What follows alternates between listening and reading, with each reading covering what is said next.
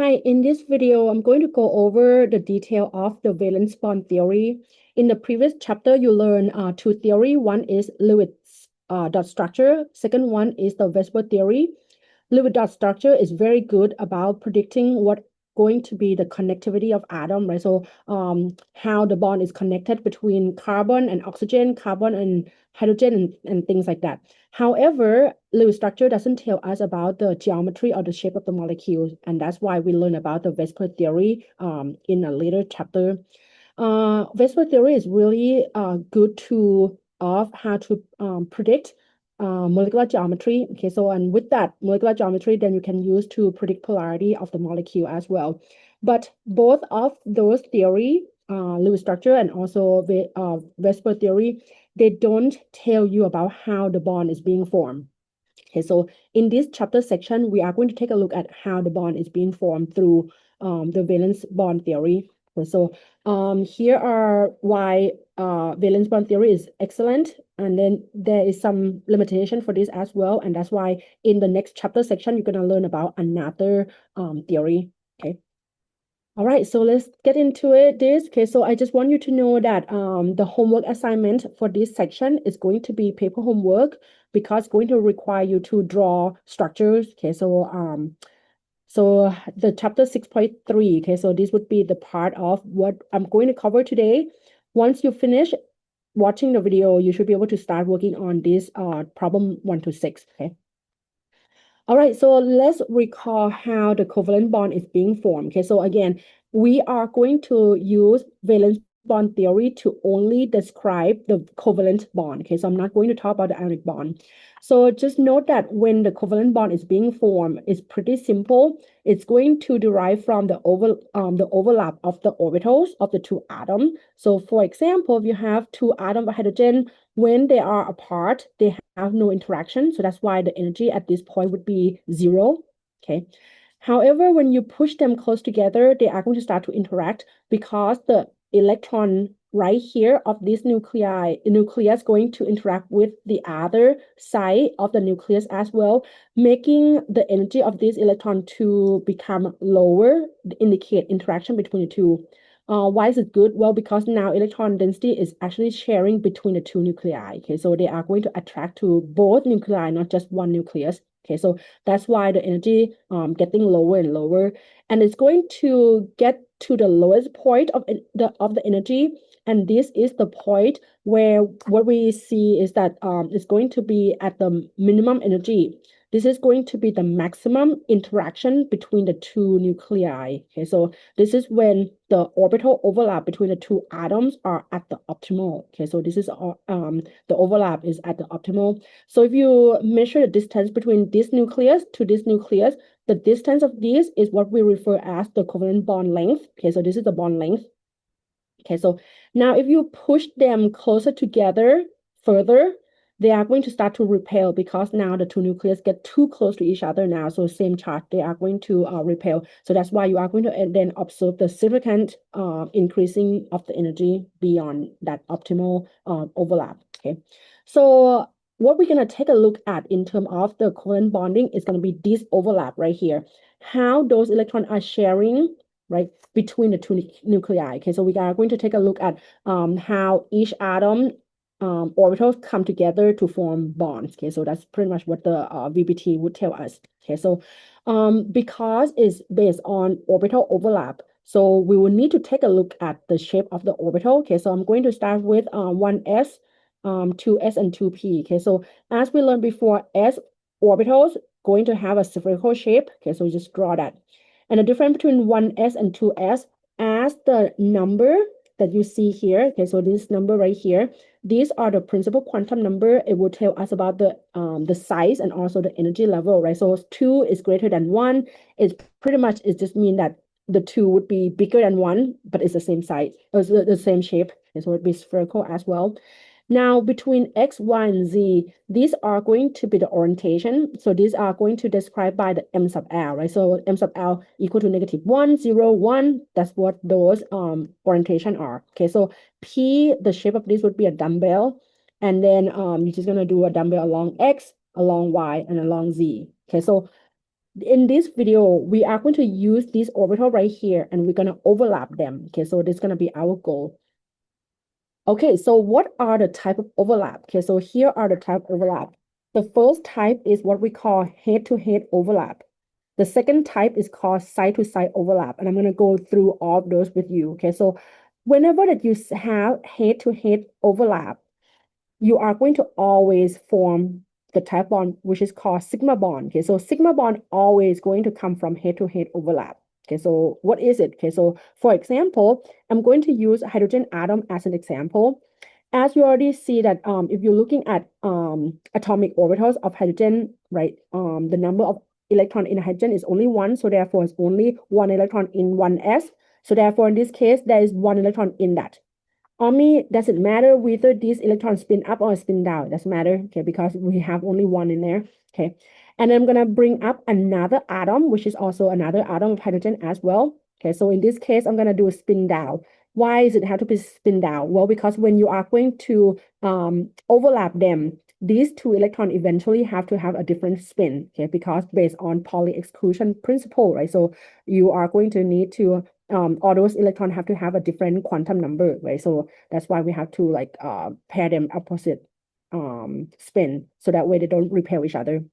So now what would it look like then for head-to-head overlap? It's pretty much if you push these two together, okay, so they are going to fuse together. So pretty much these two are going to share between the two nuclei. I'm going to refer this as the nucleus axis. Okay, so this is within the nucleus axis. Okay, so that means the electron density within this is going to be the greatest because they are going to overlap and they are going to share between the two nuclei, which is going to cause them to have the lowest energy. So again, this is going to be what we call sigma bond. So that means every time when you see the formation of single bond, you note that it's going to come from the head-to-head overlap that forms sigma bond. Okay, so sigma bond is part of the single bond. Okay. Now, what about when you do p orbital overlap? Can you do that? The answer is yes. Okay, so I'm going to use an overlap, head-to-head overlap between S and P. Okay, so I'm going to do S and P first before we go to the next one. So S orbitals come from the atomic, so AO atomic orbitals. Okay, so atomic orbital of hydrogen would be 1s. Okay, so similar to what we did before, right? So it's only one electron in 1s. Now, with the fluorine, okay, so what should be the orbital from fluorine? This is when you will need to write out the electron configuration. Okay, so I'm going to use the condensed one. Okay, so for fluorine, it's going to have helium as the core electron, followed by 2s2 and 2p5. Therefore, fluorine would have 7 valence, right? So it makes sense. Okay, so it have 7 valence. Now, what I'm going to do next is that I'm going to write a hybrid the condensed configuration together with the orbital filling diagram. Okay, so the 2s is already filled.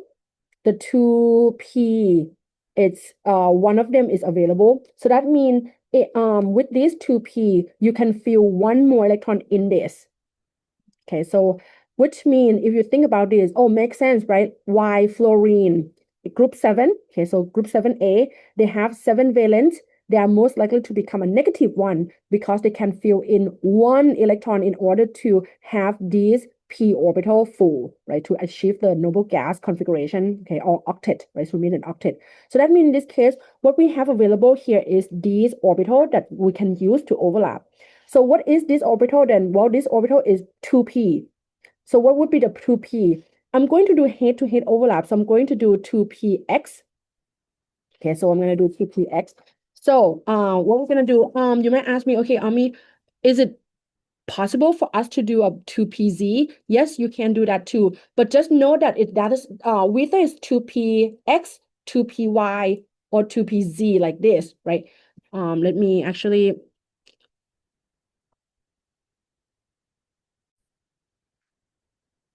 So here is what I have. Okay, so I have the p orbitals right here. Okay, so the 2p that have one electron in it, okay, from fluorine. And this is going to be my s orbital of the hydrogen. Okay, so just know that we're going to do head-to-head overlap. So for this scenario, it doesn't matter whether you use px, py, or pz. Okay, so it doesn't matter. So this is x, that's y, and this is z. Okay, so the reason why it doesn't matter because if you use 2px like this, you are going to do head-to-head overlap like this. Okay. If you are going to use 2py, when you do head-to-head overlap, the hydrogen will have to come right here. Okay, so which is pretty much the same as this, right? Or even if you use 2pz like this, the hydrogen will have to come from this side right here, right? And it's still the same type of overlap, which is head-to-head. Okay, so I'm doing head-to-head overlap. Okay, so again, head-to-head overlap means the two orbitals need to be within the same nuclei axis. Okay, so my finger right here would be the nuclei right here, right? So this would be inside of this would be the nuclei. So they are going to have to be in the nuclei axis. Okay. So I'm going to use 2px for just our listeners to like look at. Okay, so because the same anyway, whether 2px or 2py or 2pz. Okay, so I'm just gonna keep it one. Okay. And here would be the result of the overlap. Okay, so again, the result of the overlap for the head-to-head, note that the two electrons are going to be sharing within this nuclei axis. Okay, so it will be within that. Okay. Again, because it's head-to-head overlap, so this type of bond that is being formed, it's going to be called what we call a sigma bond. Okay, so this is the formation of the single bond. Okay, so this is sigma bond. Now, the next one is I'm going to do head-to-head overlap, but between p and p orbitals. Okay, so I'm going to use atomic orbitals of fluorine. The reason for that is because, again, fluorine contains one available p orbitals that have one electron in it. Okay, so I'm going to do head-to-head overlap. So in this case, I'm going to choose 2px and 2px to overlap them. Okay, so in order for me to do head-to-head, okay, so let's take a look at the model real quick.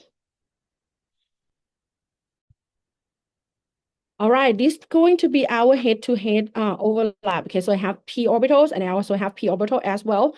So the reason why I do p2px, it's just easy for me to look at. You can do 2py and 2py as well, but it has to be like head-to-head overlap. Okay, so for example, 2px. Okay, so the head-to-head overlap would be the head of this will overlap with the head of this. So it would be like that. Okay, so you overlap them like that.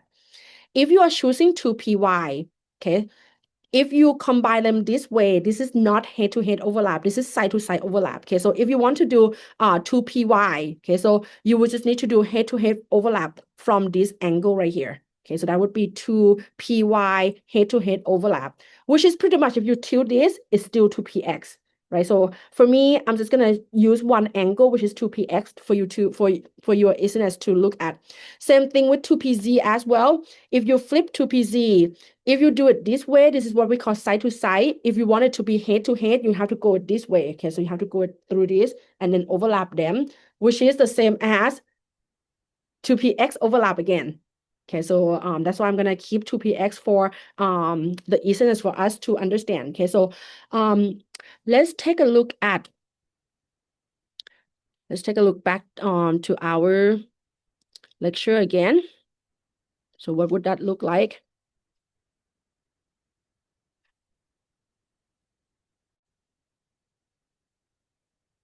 And the result of this is going to look like this. Okay, so again, the two electrons that are sharing, okay, so they are going to be within the nuclei axis.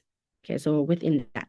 Okay, so again, head-to-head overlap always going to form sigma bond. Okay, so this is sigma bond, which is a single bond. Okay, so that means every Lewis structure that you draw, okay, so every time that you see a single bond, note that that's come from the sigma bond. Okay, so it's come from head-to-head overlap between the orbitals. That's the take-home message of it. Okay. Next one, I'm going to take a look at side-to-side overlap. Okay, so in this case, again, for the easiness for us to look at. Okay, so I'm going to do 2py. Okay, so I'm going to choose any atom at this point. Okay, because we will get into more of this side-to-side overlap later with the example. So what would the side-to-side overlap mean? Okay, so it just means that instead of do head-to-head like what we see before, like this. Right, so instead of doing this, we're actually gonna do this instead, and it can be 2py and 2py, or it can be 2pz and 2pz, or it can be 2px and 2px, as long as they are side-to-side overlap. Okay, so they are going to overlap in this way to form what we call pi bond. Okay, so if you merge these together, you are going to see that they are going to have the electron density outside the nucleus axis. Okay, so these two are the nucleus, right? So that means the electron density would be outside of the nucleus axis. Okay, so it's kind of like outside of this plane right here. So making this bond to be weaker than sigma bond. Okay, so sigma bond is stronger than pi bond is just because of the interaction or the attraction between nucleus and electron is actually outside of the nucleus axis. So it's weaker. Okay.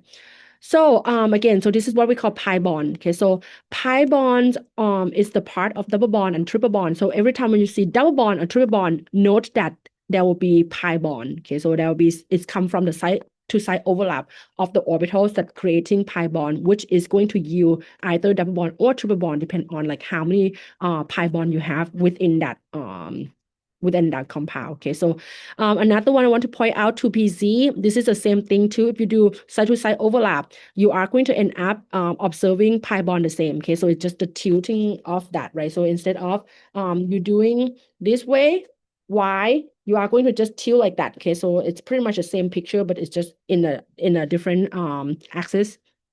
Okay, so to summarize this, okay, so every time we see head-to-head overlap, we either between s orbitals and s orbitals, or s orbital and p orbitals, or p orbital and p orbitals. All of these going to use sigma bond. Okay. However, if you do side-to-side overlap, this is going to only apply for p orbitals, okay, because s is spherical. It doesn't matter how you like rotate it, it's still going to be the same shape, right? So that means in this case for s, you will never observe the side-to-side overlap. Okay, so for s orbital, you're only going to observe head-to-head overlap. So side-to-side overlap only occur with the p orbitals, and in this case, when you have p and p overlap side to side, you are going to yield pi bond. Okay, so as I mentioned before, sigma bond is stronger because the interaction is shared between the two nucleus. Okay, so which mean making this to become a lot stronger. And however, when you're looking at the electron density for the pi bond is actually outside the nuclei plane. So that means in this case is going to be much weaker because it doesn't experience a strong attraction from the nucleus. That's what it means here. Okay, so next one, we are going to get into the hybridization. Okay, so what is it? But before we get to that, okay, so I'm going to use carbon as our example. This scenario going to apply to other elements as well, but I'm going to just pick one, okay, so that way you understand what's going on. Okay, so I'm going to use carbon. Okay, so if I write out condensed configuration of carbon, you're going to start with helium as a noble gas, followed by 2s2 and then 2p2. Okay, so now I'm going to do, so we probably notice that there are 4 valence electron here, right? So from 2 from the 2s and then 2 from 2p. And next one, I'm going to write this as orbital filling diagram. Okay, so you are going to get 2 in 1s and then 2 for 2s and then 2 for 2p. Based on what we see here, remember, when anything undergo overlapping, they need to have those orbital will need to have a single electron. Okay, so therefore, if you're looking at this one single electron for carbon, it can form, like head-to-head overlap, for example, with another atom. Same thing with this one as well. So that means in this case, the carbon atom should form maximum of 2. Right, so if you think about this, right, so because there is only 2 single electron available. Okay, so what about these pair electrons then, Ami? They will not undergo what do you call like forming bonds because it's already full, right? So this is already full to the max. The question is, wait a second then, but we learned that carbon can form more than 2, like it can form up to 4. So how is that possible then? Okay, so this is when we are going to look at another topic, what we call hybridization.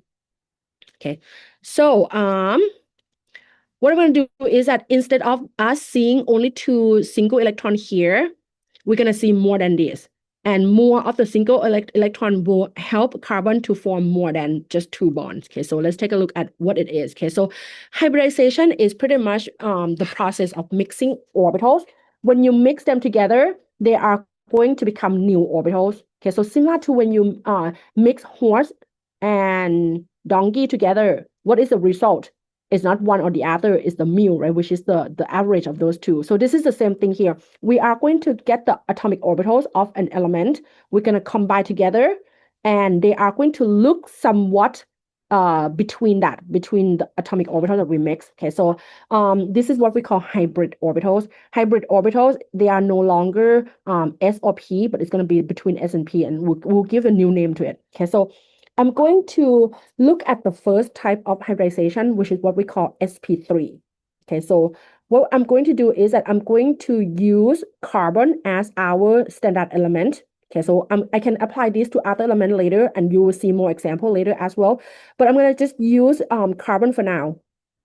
When you are looking at carbon, you are going to only use the valence electron. Okay, so if you use the valence electron, you will see that we are going to use 2 from the 2s and 2 from the 2p. Okay, so remember, like, go back here again. So remember that carbon contain 4, right? So in the 2s and 2p. So these are the orbitals that I will need to use. Okay, so these are the electrons that we will need to undergo hybridization. So why do I separate this, right? So again, based on Aufbau principle, right? So if you're looking at in terms of the energy difference, 2s would have lower energy than 2p. Okay, so because 2s can penetrate to get closer to the nucleus than 2p, so that's why the energy of the 2s would be lower. So I'm going to mix this orbital together, and the type that I'm going to mix is going to require 1. So this sp3 right here tell us that we need 1 of the s and 3 of the p, which means I will need all of this. Okay, so I need 1 of the s orbitals and 3 of the p orbitals. So therefore, when I mix them together, okay, so my result orbital would be 1, 2, 3, 4, because 1 plus 3 equal to 4. So I'm going to end up with the new orbitals that are 4 of them. Okay, so how many that you mix here, the result is going to come out to be the same. Okay, so based on the law of conservation of matter. So wait a second, how come that this energy is between them? Well, as I mentioned before, right, when you mix them, now they are going to be the average of that. So that's why the energy of this would be the average of these two. So that's why it's come out to be in between that. Okay, so what are the name of these then? So these are the new orbitals called the hybrid orbitals, and these hybrid orbitals are what we call sp3. So this one right here called sp3, this is also called sp3, this is also called sp3, this is also called sp3. Similar to this orbital right here, right? This is 2p, this is also 2p, this is also 2p. These are just 4 different orientation, that's all it means. Okay, so we have 4 of the sp3. These sp3 have different orientation. I'm going to walk you through what would that look like soon here. Okay, so now before we move on, we will need to, so this is the summary of what I mentioned earlier about the energy. So the next one that we'll need to do is that those electrons that you have originally, they are going to need to start to fill off these hybrid orbitals. Okay, so since we have 4 electrons, so 4 will go in here, 1, 2, 3, 4. You are going to still follow Hunt's and Pauli's exclusion principle. Okay, so fill them singly with the same parallel first before you start pairing them up. Okay. All right, next one. So what does it tell us then? So all these single electron right here will tell us about the type of overlap. Okay, so all of these single electrons in the hybrid orbitals, they are going to always undergo head-to-head overlap to form sigma bond. So this is going to form sigma bond, that's going to form sigma bond, that's also going to form sigma bond as well. So that means carbon that we use here, once it's undergo hybridization, it's going to be able to form 4 sigma bond. That's pretty much what it means. Okay, so or it's going to form 4 single bond, right? Sigma bond is going to be the what do you call it? What composed in the single bond. And this is what it looked like. Okay, so this is orbitals s, p, different orientation. When you mix them together, okay, so this is going to be the picture of sp3. Okay, so this is sp3 hybrid orbitals, and you probably notice that the picture of this sp3 is kind of like a combination of these two. Okay, and again, the reason why we have 4 of them, okay, so 4 orbitals of the sp3 hybrid orbital, because there are 4 different orientation. That's pretty much what it means. Okay, so it's along different axes. Okay, so 4 different orientation. And when you put them together, Okay, so when you overlap them, okay, so when you overlap them, okay, so this is sp3, this angle, right? So this orientation, that orientation, when you put them all together, is going to look like this. Note that when it look like this, okay, you probably notice that it look like tetrahedral. So that means in this case, one thing I want to point out is that whenever that you see tetrahedral geometry, so this is tetrahedral.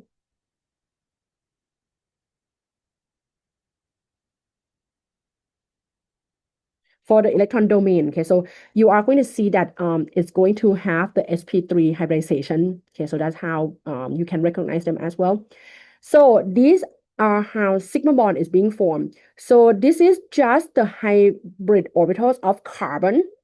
In order for carbon to form bonds, for example, with hydrogen, it's going to form single bond, right? So this single bond right here come literally from the head-to-head overlap with another atom of hydrogen. Okay, so that's why it's sigma bond. All of these are sigma bond, okay, because it always do head-to-head overlap. You can also do this with other elements as well. Okay, so let me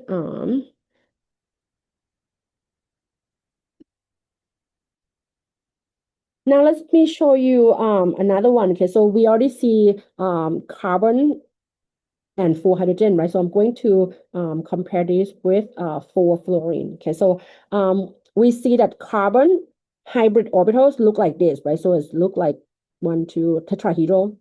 Okay, and each one of these going to overlap with the hydrogen, right? So you just see that. Okay, so hydrogen has 1 electron, so therefore it's going to overlap like that.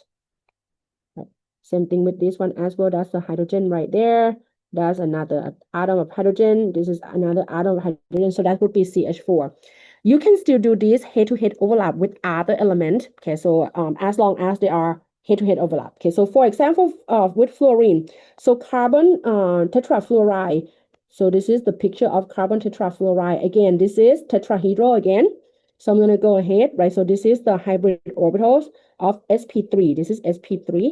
I might not have enough space here, so let me erase this real quick. Okay, so this is all of these are sp3. Okay, so I'm just gonna write that sp3 hybrid orbitals. So what it look like then if it's if it's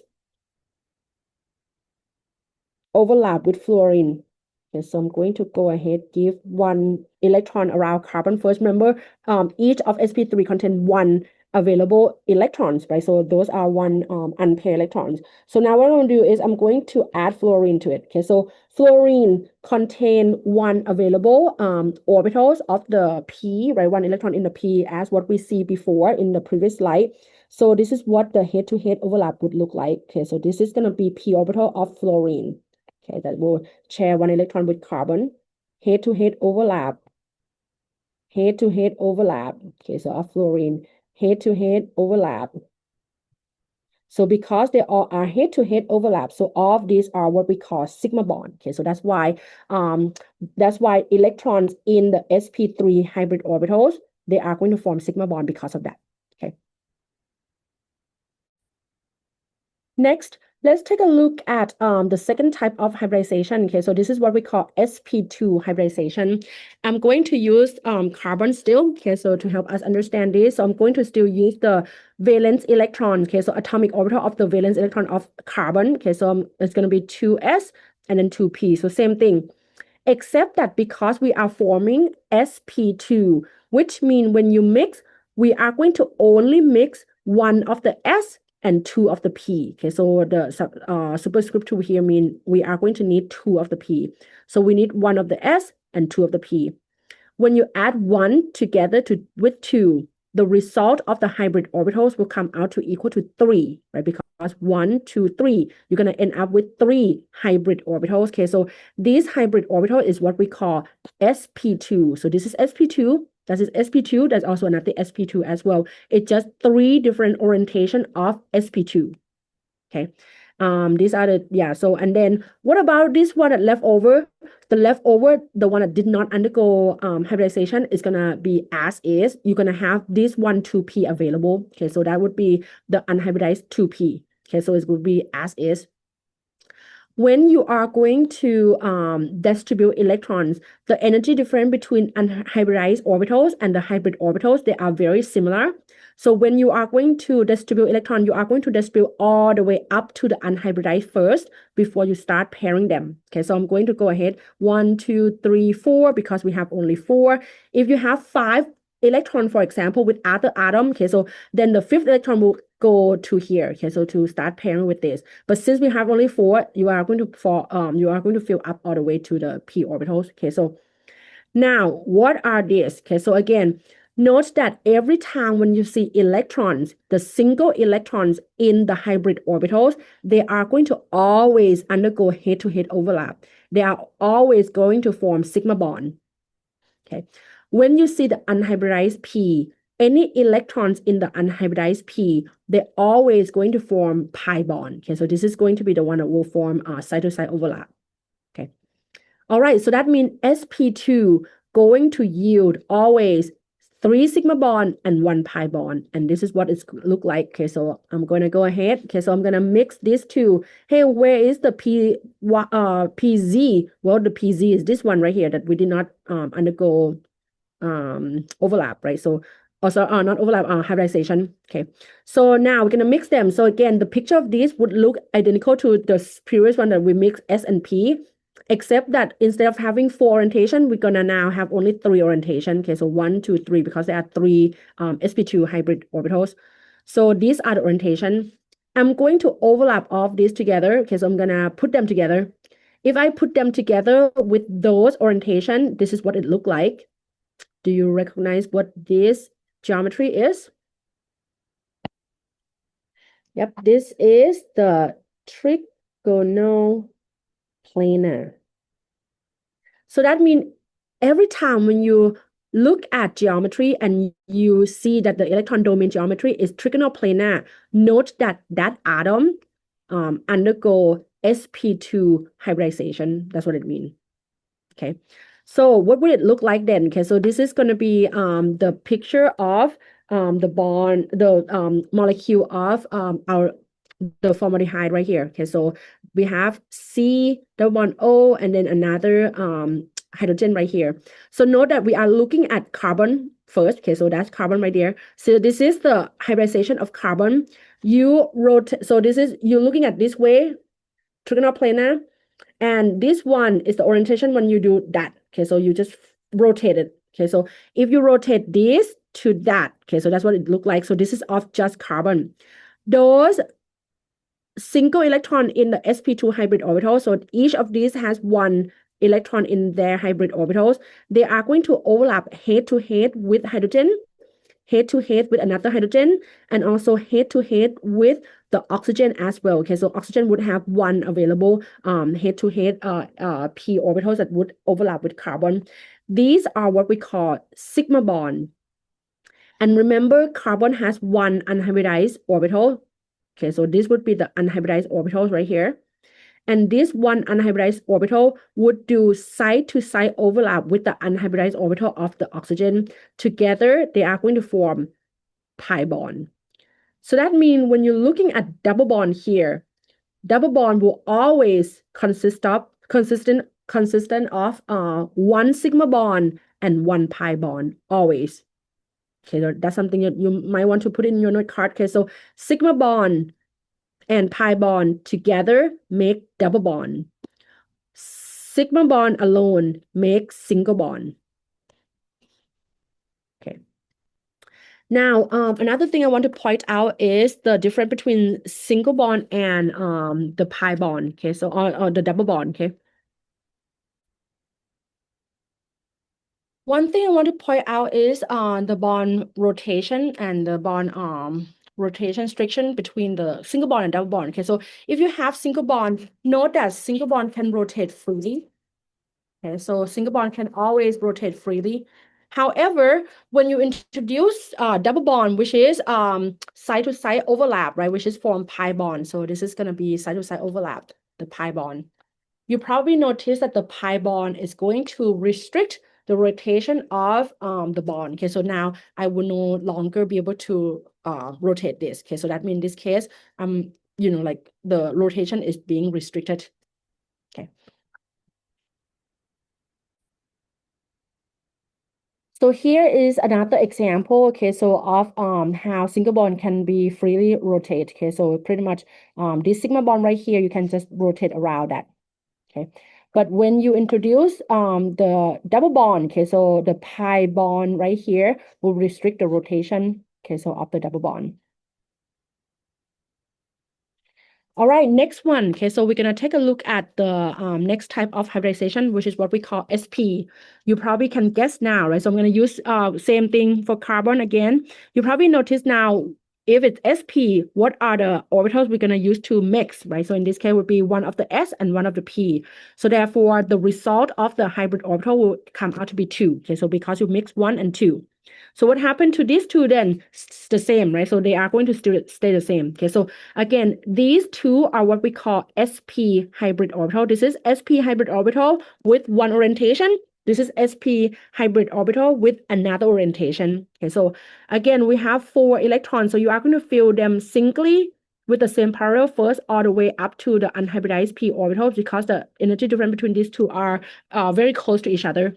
Okay, so I'm going to go all the way up there. So again, every time when you see single electrons in the hybrid orbitals, they're always going to form sigma bond. Okay, so always going to form sigma bond. And then if you see any single electron in the unhybridized orbitals, they're always going to form pi bond. Okay, so and here's what they look like. Okay, so I'm going to mix only one S and one P. Okay, so this is the picture of the hybrid orbitals, one orientation, and this is another orientation. Okay, so those two. Then if you put them together, okay, so this is what it looked like. Do you recognize what would be the geometry of this? And it is going to be linear. Okay, so this is linear electron domain geometry. So that means if you see the linear electron domain geometry, note that the atom, the central atom, going to adopt the SP hybridization. And this is what it looked like. Okay, so this is an example of it. Okay, so the carbon here, this is gonna be the SP hybrid hybridization. Okay, so this carbon would adopt SP hybridization. So note that that's 1 and 2, right? So 2 of the SP. One of the SP would interact or would overlap with hydrogen head-to-head overlap. So one of these, okay, form sigma bond. The other would also form sigma bond with another atom of carbon as well. So that atom of carbon right there. So note that again, this is sigma bond. Okay, so we have 1 sigma, 2 sigma, 1 sigma, 2 sigma. What about the rest then? Okay, so remember we have 2 available p orbitals. So these two, they are going to do side-to-side overlap. So these two are going to be like a 2 loop that come together side to side, forming pi bond.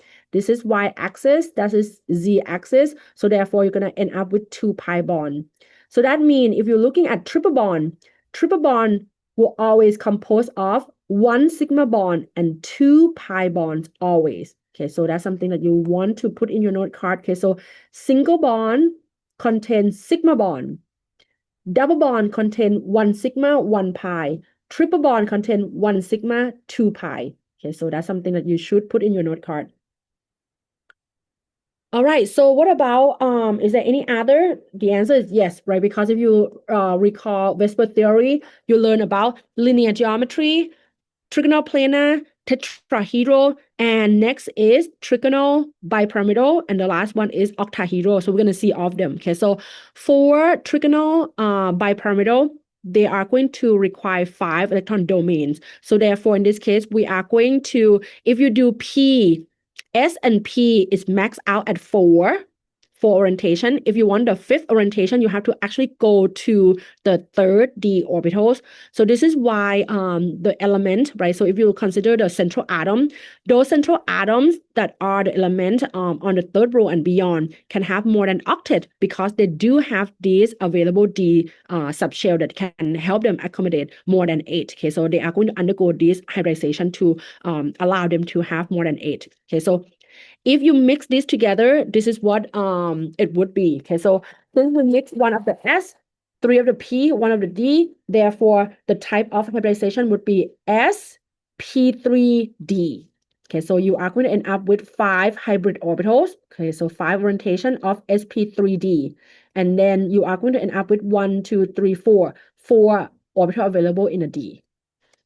Okay, so you are not going to use much of, like, you probably notice that some of them will not use this much at all. Okay, so it's just because it requires a lot of electrons. So oftentimes electron will be filled in this sp3d. Okay, so this is what it looked like, trigonal bipyramidal. Okay, so of these orientation put together is going to give you the trigonal bipyramidal. So each of these are going to form sigma bond. Okay, so example of this would be penta. So arsenic pentafluoride. Okay, so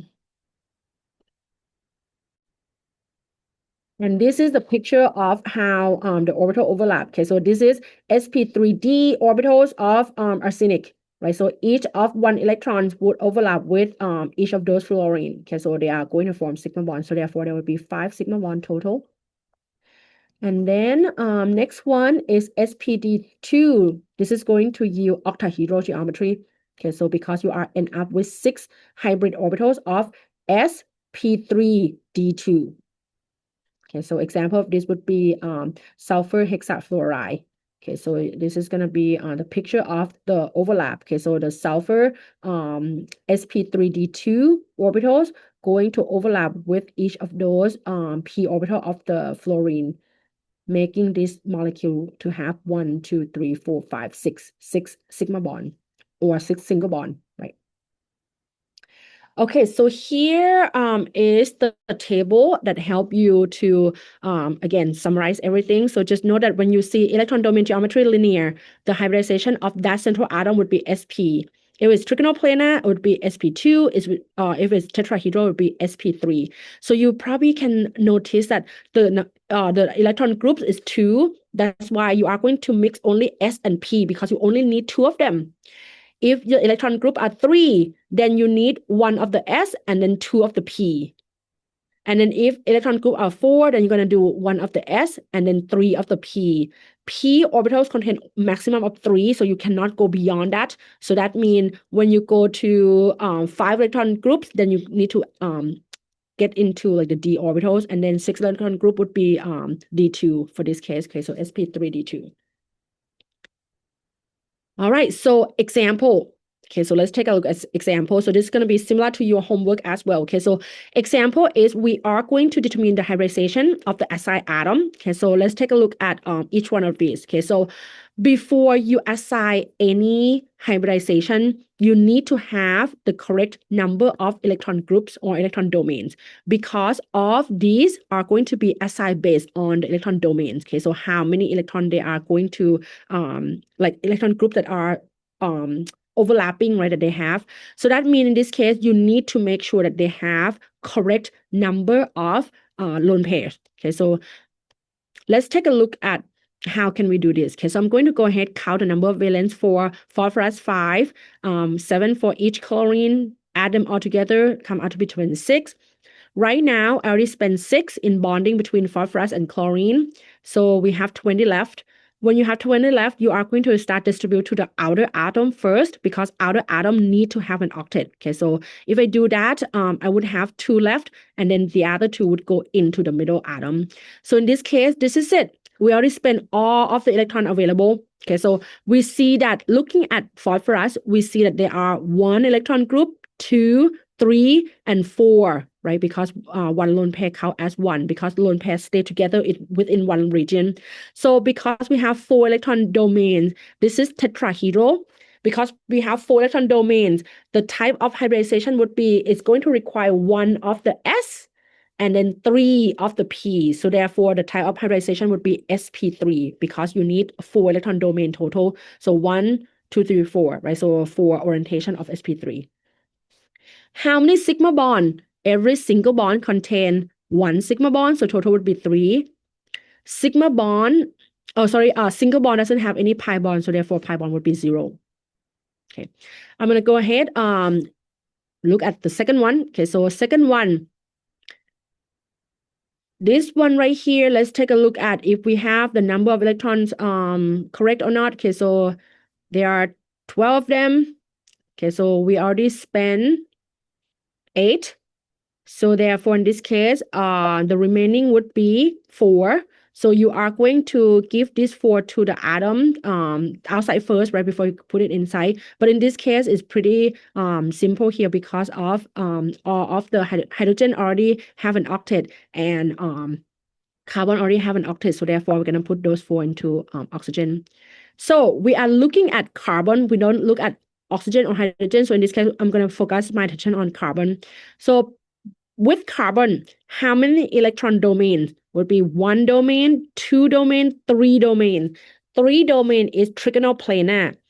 If it's trigonoplanar, then you are going to end up using one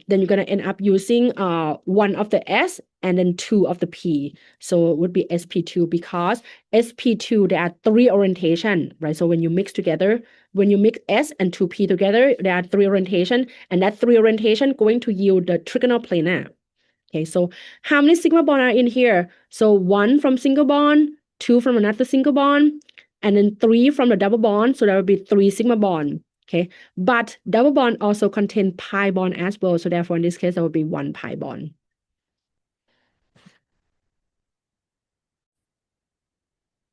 Now let's take a look at the picture. Okay, so what would this look like then? Okay, so let's take a look at P here, phosphorus. Okay, so phosphorus has sp3. Okay, so it's going to look something like this. Okay, so sp3. So it's a tetrahedral. Okay, so phosphorus would be in the middle. And phosphorus going to have lone pair right here. Okay, so in one of the hybrid orbitals, and the other going to overlap with the chlorine. Okay, so the other would overlap with the chlorine. Okay, so overlap with the chlorine. So that's what it looked like. Okay. And then for this carbonyl right here, okay, so you have carbon in the middle, and I'm going to draw trigonoplanar, but I'm going to do a sideway. Okay, so flat one this way. Okay. So carbon going to make sigma bond with hydrogen, so it would be head-to-head overlap, and another head-to-head overlap with oxygen, so that would be head-to-head overlap of oxygen because oxygen is also sp2 hybridization as well. Sorry, so let me erase this because oxygen here. Okay, so if you think about oxygen here, note that the oxygen here contain 1 electron group, 2 and 3. So that means oxygen also is going to exhibit sp2 hybridization. So I'm going to go ahead draw sp2. So sp2 of oxygen. So you probably notice there's 2 lone pairs. So each of these lone pair would be in here. That's what it means. And both of them, because they use sp2, they are going to have 1 p orbital available. So the 1 p orbital that are available for carbon going to overlap with oxygen, and together this is going to make pi bond.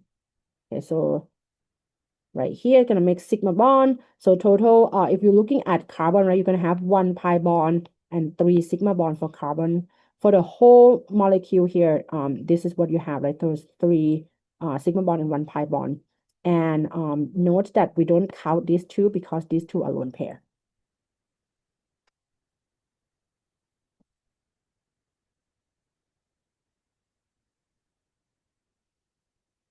All right, let's take a look at the next example. So next example, I would like you to do this yourself, but before you do that, let me give you some hints real quick. Okay, so one is you probably notice that right here is contain H subscript 3. As we already know, hydrogen cannot be in the middle. What does this imply is that instead of having 3 hydrogen bond together, they will not do that, okay? Because hydrogen cannot be in the middle. Hydrogen cannot have more than 2 electrons. So what does it mean is that this hydrogen right here will actually bond directly to carbon, okay? So you are going to end up with the bond with carbon. This is what we call condensed structure. Okay, so you're going to see a lot of these when you are taking Chem 123, when you're looking at organic molecule. So with that being said, okay, so you will need to pretty much list it out like a single bond, 3 of them, for you to predict the geometry correctly, right? The electron domain geometry and also the number of electron domains. And you need to do the number of lone pair as well. So don't forget to do lone pair. So you are going to do the same thing with this one as well. Okay, so I'm going to let you do that. Yeah, so after you do this, so let me do one example and I'm going to let you do this one. Okay, so what would be the carbon of CH3 then? So this carbon, okay, so how many electron domain? 1, 2, 3, 4. So 4 electron domain, this is tetrahedral. So therefore, hybridization would be 1 of the S and 3 of the P. So it would be sp3. Carbon in the middle contain 1 electron groups, 2 electron groups, so 2. 2 electron group is linear. So therefore, the type of hybridization would be S and P. Okay, so 1 of the S and 1 of the P. With nitrogen, same thing. We have 1 electron group, 2 electron group. So therefore, it would be sp as well. How many sigma bond total? Okay, so again, I'm going to count. Every single bond contain 1 sigma bond. So it would be 1, 2, 3, 4. Okay. Every triple bond contain 1 sigma bond. So it would be 5. How many pi bond total then? Every triple bond contain 2 pi bonds. So therefore, this molecule contain 2 pi bond total. So next one, I'm gonna let you go ahead, pause this video, and then complete this one, and then resume it when you are ready. All right, now let's check your work together. Okay, so I'm going to go ahead. Okay, so these are the remaining lone pairs that I need to add. Okay, so again, I would just count the number of valence and then keep adding them. So we are going to take a look at oxygen with the double bond. So it's this one right here. Oxygen with a double bond contain 1 electron groups, 2, and then 3. So we have 3 domains. So that would adopt trigonal planar. So trigonal planar contain 3 electron groups. So therefore, the type of orbital would be is going to use 1 of the S to mix with 2 of the P. So therefore, it would be sp2. Now with this oxygen right here with a single bond, it would be 1 electron group, 2 electron group, 3, and 4. So 4 again. Okay, so therefore in this case, because 4 electron domain, this is going to adopt tetrahedral geometry. So when it's undergo hybridization, oxygen going to use 1 of its S and then 3 of its P. Okay, so it would be sp3 total. How many sigma bond then? So again, so each single bond contain 1 sigma bond. Each double bond contain 1 sigma bond. Each triple bond contain 1 sigma bond. So I'm going to add them together for this molecule. It will be 1, 2, 3, 4, 5, 6, 7. So we have 7 sigma bonds. How many pi bond? Okay, so pi bond in a double bond is only 1. All right, let's check your work. Next one, okay, so next one we are going to learn how to draw the diagram. Okay, so based on the hybridization type. Okay, so I'm going to do the same thing. Okay, so we are going to assign the type of hybridization here on oxygen. Okay, so again, in order for me to do this, I cannot assign yet because I need to make sure first that oxygen have all the lone pair possible. Okay, so again, in order to do this, you just count all the number of valence and then look at how many electrons you spent already. This contains 4 left, so I'm going to put 4 on oxygen. So oxygen contain 1, 2, 3, 4, contain 4 electron groups. So therefore, it's going to adopt tetrahedral, and that is going to be sp3 hybridization. If you get this wrong, this is going to be incorrect. If you get this right, you need to also make sure that you assign this correctly as well, because without this being correct, then everything else would be incorrect. And I would tell you as well how you can check your work. Okay, so let's take a look at this, okay, before we move on to the diagram. So note that we know that each single bond contains sigma bond. So that means oxygen would have sigma bond with hydrogen. This is another sigma bond. And these 2 lone pair going to reside within this sp3. Okay, so let's take a look at what it look like. So in order for us to fill out a diagram, okay, so you need to be able to fill out a diagram. Okay, so we will need to look at atomic orbitals of the valence of electron of oxygen. Okay, so what I'm going to do is that I'm going to go ahead draw the electron configuration of oxygen. Okay, so oxygen going to have helium as its core electron on a noble gas. Okay, so followed by 2s2 and 2p, 1, 2, 3, 4. Okay, 2p4. So what are the valence then? Okay, so valence come from the electron in the highest n value. So the highest n are 2. So that means I have to use both 2s and 2p. Okay, so what I'm going to do is that I'm going to, in this case, I'm going to separate the energy. Okay, so we are going to make sure that we have the energy properly as well. Okay, so 2s going to have lower energy than 2p. And 2p, there are 3 of the 2p. I'm going to go ahead, add electron to this. So 2s contain 2, 2p contain 4. So 1, 2, 3, and 4.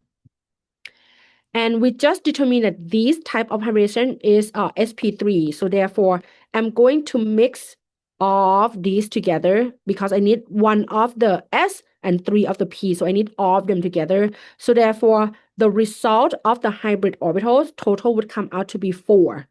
Okay, so the energy would be in the middle. So 1, 2, 3, 4. These 4 are what we call sp3. They are 4 different orientation. Is there any unhybridized orbital? The answer is no. Okay. Now, what should I do with the electron then? Okay, so total electron are 6, right? So in this case, you are going to distribute them singly with the same parallel first. So 1, 2, 3, 4, 5, and 6. The single electron in the hybrid orbitals, as I mentioned before, they're always going to form sigma bond. So this is single electron. So this is going to form sigma bond. These two are going to be used to overlap, right? Or sharing with another atom to form sigma bond. So these two are going to form sigma bond. What about the other one then, Ami? This is what we call lone pair. Okay, so this is our lone pair electrons. Okay, so that's also lone pair as well. So that means in this case, if you're looking at this, you probably notice that when you're looking at this one, you probably notice that oxygen going to end up with 2 sigma bond and it's going to end up with 2 lone pair. This diagram needs to match with your Lewis structure. Okay, so they have to support each other. So is it right? Well, look at this, right? So sigma bond going to form single bond. Yep, so that's 1 sigma, that's 1 sigma. And we have 2 lone pair. Yep, that's 1 lone pair, 2 lone pair. That's perfect, right? So that's, they both need to support each other.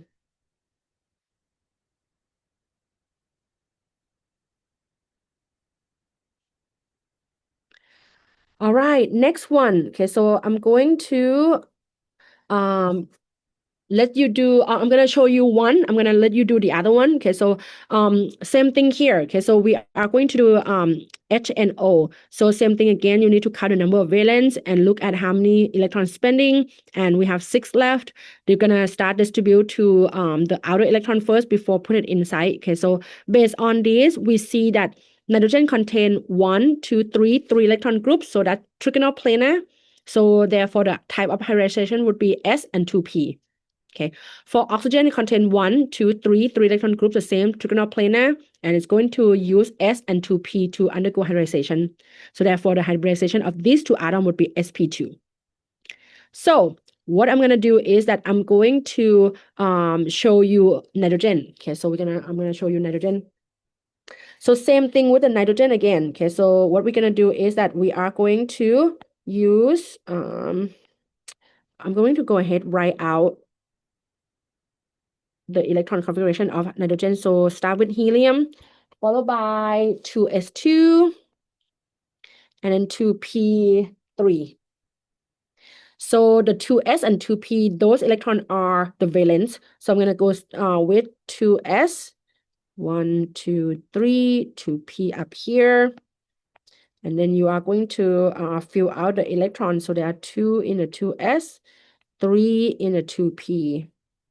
You are going to make sp2. This is what we want to make. So I'm going to combine 2s, 1 of the 2s and 2 of the 2p in order to make sp2. So we have 1, 2, 3 orbitals. So the result will come out to be 1, 2, 3. So 3 orbitals, 3 orientation, right? So 3 electron domains. So these are our sp2. we have leftover here. Okay, so I'm going to go ahead, write out the leftover orbitals, which is that one right there. Okay, so this is the leftover 2p that did not undergo hybridization. So now we're gonna fill out electrons. Okay, so fill out electron. We have total of 5. So you're gonna fill 1, 2, 3, all the way to the unhybridized orbital first. Okay, and then you come down to the next one. Okay, so 4 and then 5. Okay, so again, we're gonna assign them. Okay, so every time when you see a single electron in the hybrid orbitals, these are going to form sigma bond. Okay, so sigma bond. Every time you see a single electron in the unhybridized orbital, this is going to form pi bond. And do you recognize this one? Yep, this is the lone pair. The lone pair again. Okay, before I'm done with this, I need to check my work. Okay, so does it make sense or not? Okay, so according to my diagram, nitrogen, this is nitrogen, right? Need to have one lone pair, 2 sigma bond and 1 pi bond. Now we're gonna take a look at this. Okay, so this nitrogen right here is contain 2 sigma bond. Is that right? Yep, so 1 sigma from the single bond, another sigma from the double bond. And double bond not only contains sigma, but also pi. So yep, so it's got 1 pi. And then we have 1 lone pair right here. So yep, that's exactly what we have here.